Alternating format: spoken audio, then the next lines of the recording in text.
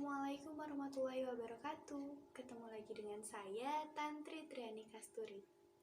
Nah, kali ini saya ingin mengajak teman-teman semua untuk mari sama-sama kita mempelajari salah satu materi pembelajaran bahasa Indonesia di kelas 11. Materi tentang karya ilmiah. Kali ini kita akan sama-sama mempelajari mengenai apa itu karya ilmiah, jenis-jenis karya ilmiah, tujuan karya ilmiah, dan bagaimana cara menulis atau menyusun karya ilmiah dengan baik dan benar. Yuk, sama-sama kita simak. Nah, kita harus mengetahui dulu nih, apa itu karya ilmiah. Kita mungkin sudah tahu ya, sudah jelas bahwa karya ilmiah itu terdiri dari dua kata, karya dan ilmiah. Karya menurut Kamus Besar Bahasa Indonesia itu berarti pekerjaan atau hasil perbuatan, ciptaan atau hasil karangan. Sedangkan ilmiah itu artinya bersifat ilmu pengetahuan atau memenuhi kaidah-kaidah ilmu pengetahuan.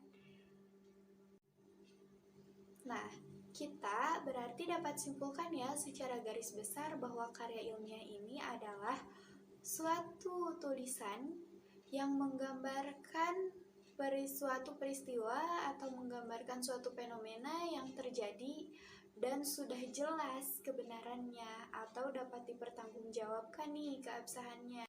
Selanjutnya kita akan bahas mengenai jenis-jenis karya ilmiah atau bentuk karya ilmiah. Karya ilmiah ini terbagi kepada 3 bentuk loh. Yang pertama ada karya ilmiah populer. Yang namanya populer pasti karya ilmiah ini tulisannya banyak sekali, lebih banyak minat pembacanya dibanding karya ilmiah yang lain. Nah, di karya ilmiah populer ini kenapa banyak peminatnya? Karena memang bahasanya yang mudah dipahami, ringkas, dan tapi tidak bersifat bebas gitu, tidak bercanda, serius, tapi dibungkus dengan halus gitu.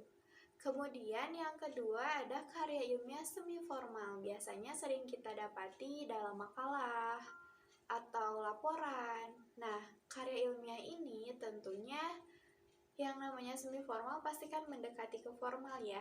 Jadi di dalamnya tentu saja akan ada halaman judul, kata pengantar, daftar isi, pendahuluan, pembahasan, simpulan, sampai daftar pustaka. Yang ketiga adalah karya ilmiah formal. Karya ilmiah formal ini akan kita dapati di tesis atau skripsi. Nah, dari segi penamaannya saja sudah jelas ya, formal yang artinya unsur-unsurnya tentu saja lebih banyak dari yang semi formal. Unsurnya apa aja sih? Yang pertama itu ada judul, tim pembimbing, kata pengantar, abstrak, baru setelah itu daftar isi. Bab 1 berisi pendahuluan juga ada beberapa poin lagi. Kemudian bab 2 ada kerangka teori, bab 3 metode penelitian, bab 4 pembahasan dari hasil penelitian, kemudian bab 5 kesimpulan dan saran atau rekomendasi.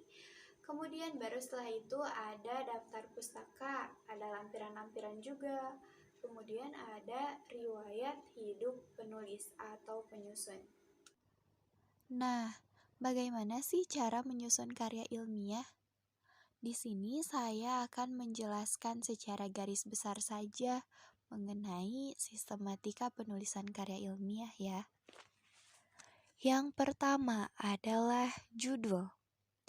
Pasti, ketika kita akan membaca sebuah wacana, baik itu karya ilmiah atau wacana lainnya, hal pertama yang kita lihat atau baca adalah judul, ya kan? Kenapa? Karena judul ini merupakan suatu hubungan antar variabel.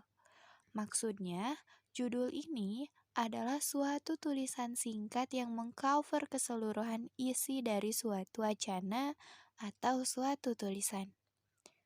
Dan tentunya, dalam pemilihan judul di karya ilmiah ini tidak bisa sembarangan loh. Ada beberapa hal yang perlu kita perhatikan sebelum membuat judul karya ilmiah.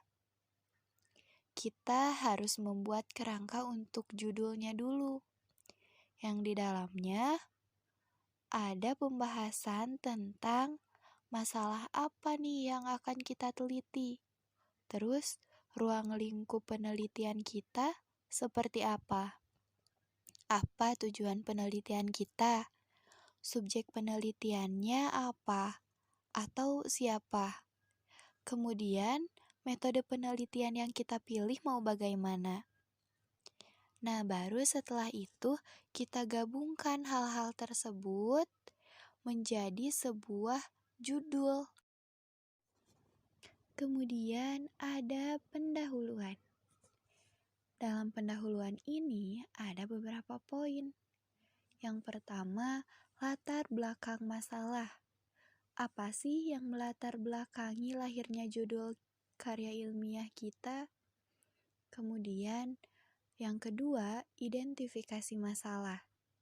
Ketiga, pembatasan masalah.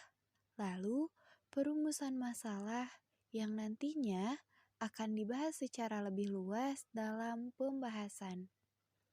Nah, kalau ada perumusan, pasti setelahnya ada tujuan penelitian. Apa sih tujuan dari objek penelitian kita ini? Kemudian, ada manfaat atau kegunaan dari penelitian.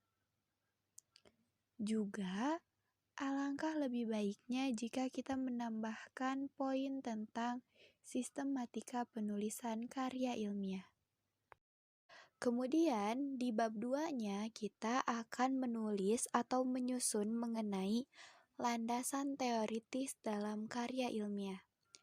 Di landasan teoritis ini, sebelum kita menulis atau menyusunnya, kita harus mengkaji terlebih dahulu beberapa sumber buku atau sumber jurnal di internet yang memang relevan dengan judul karya ilmiah kita.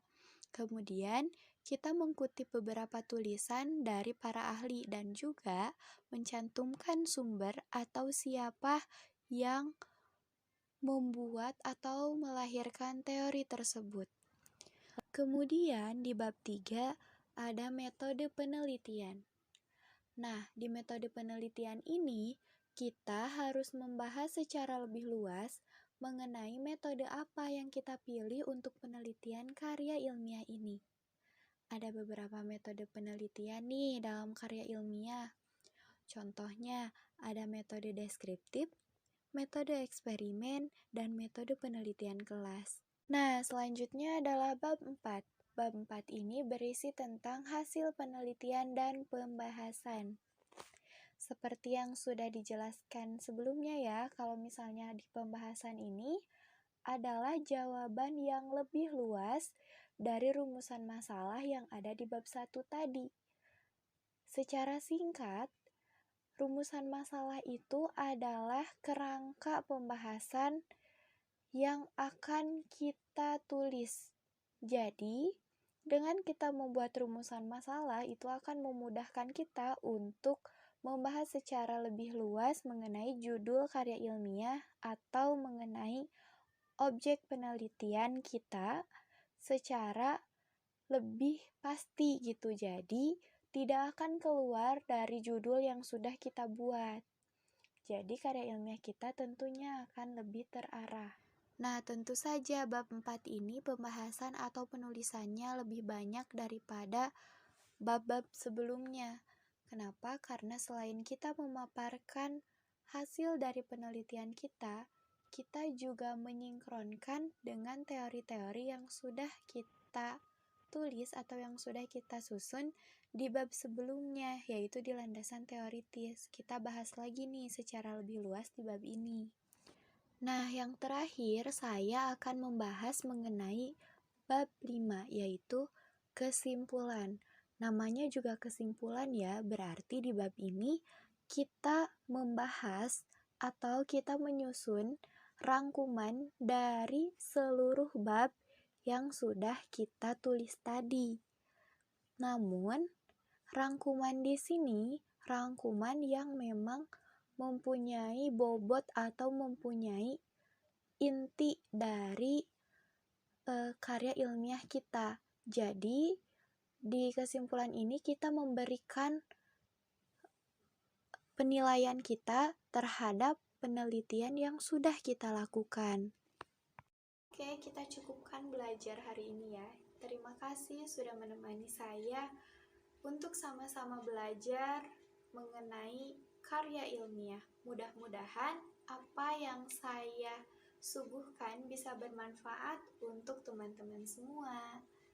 Dan mudah-mudahan Allah senantiasa memudahkan jalan kita untuk selalu menimba ilmu.